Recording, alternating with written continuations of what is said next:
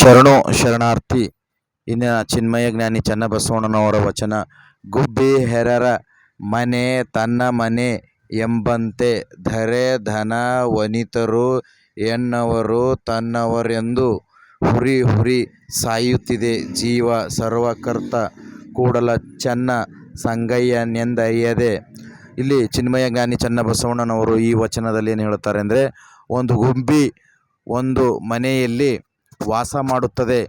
ಈ ಮನೆ ಕಟ್ಟಿದಾಗ, ಮನೆ ಹಬ್ಬ ಮಾಡಿದಾಗ ಒಂದು ತೊಟ್ಟಲು ಕಟ್ಟಿರುತ್ತಾರೆ. ಆ ತೊಟ್ಟಲಿನಲ್ಲಿ ಗುಬ್ಬಿ ದಿನನಿತ್ಯ ಪ್ರಕೃತಿಯಲ್ಲಿ ಬೆಳೆದಂಥ ಕಟ್ಟಿಗೆ ಹುಲ್ಲುಗಳನ್ನು ತಂದು ಮನೆ ಕಟ್ಟುತ್ತದೆ. ಮನೆ ಕಟ್ಟಿ ವಾಸ ಮಾಡುತ್ತಾ ಇರುತ್ತದೆ. ಒಂದು ದಿವಸ ಮಳೆ ಬಂದಿರುತ್ತದೆ.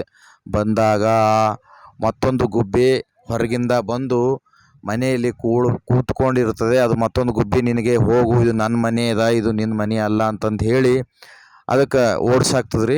ಒಂದು ದಿವಸ ಏನಾಯ್ತದ ಅಂದ್ರೆ, ಈಗ ದಸರಾ ಹಬ್ಬ, ಬಸವ ಜಯಂತಿ, ಏನಾದರೂ ಮನೆಗೆ ಸಾಫ್ ಸಫಾಯಿ ಮಾಡಿ ಅದು ತೊಟ್ಲು ಕೂಡ ಬಿಚ್ಚಿ ತಿಪ್ಪೆ ಒಳಗೆ ಒಯ್ದು ಕಸ ಹಾಕ್ತಾರೆ. ಆಗ ಈ ಗುಬ್ಬಿ ಬೀಸೋದ್ನೇಕ ಅಲ್ಲೇ ಇರ್ತದೆ. ಮತ್ತೊಂದು ಗುಬ್ಬಿ ಹೋಗೋ ತೋಡ್ಸಿಕಿನ ಗುಬ್ಬಿ ಬಂದು ಅಲ್ಲೇ ನಿಂದಿರ್ತದೆ. ನೋಡು, ಅವತ್ತು ನಾನು ಮಳೆ ಹೊಂಟಿತ್ತು, ನಾ ಬಂದಿದ್ದ ಮನ್ಯಾಗ, ನೀ ಅಂದು ಇದು ನನ್ನ ಮನೆ ಅದ, ನೀ ಹೋಗು, ನೀ ಇಲ್ಲಿ ಬರಬೇಡ, ನೀ ಇರಬೇಡ ಅಂತ ಹೇಳಿದ್ರೆ ಅದಕ್ಕೆ ಹೇಳಿದ್ರೆ ಚನ್ನಬಸವಣ್ಣನವರು, ಗುಬ್ಬಿ ಹೆರವರ ಮನೆ ತನ್ನ ಮನೆಯಂತೆ ಭಾವನೆಯಿಂದ ಕುದಿತು.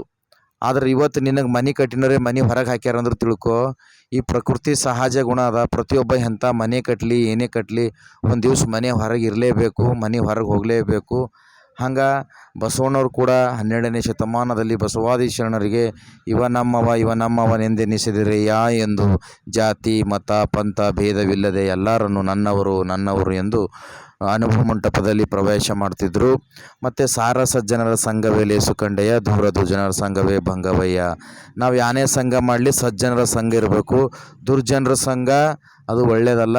ಸಂಘಟನೆಯೂ ಕೆಡ್ತದ ಮತ್ತು ಮನಸ್ಸನ್ನು ಕೆಡ್ತವ.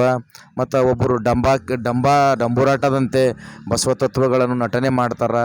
ಅವ್ರಿಗೂ ಕೂಡ ಇದರೊಳಗೆ ಪ್ರವೇಶ ಮಾಡದಂತೆ ಸಂಘಟನೆ ಸಜ್ಜನರ ಸಂಘದಲ್ಲಿ ಉಳಿದಾಗ ನಮಗೂ ಕೂಡ ಒಳ್ಳೆಯ ಕೀರ್ತಿ, ಒಳ್ಳೆಯ ವಿಶ್ವಾಸ ಬರುತ್ತದಂತ ಚನ್ನಬಸವಣ್ಣನವರು ಈ ವಚನ ಮೂಲಕ ಹೇಳುತ್ತಾರೆ.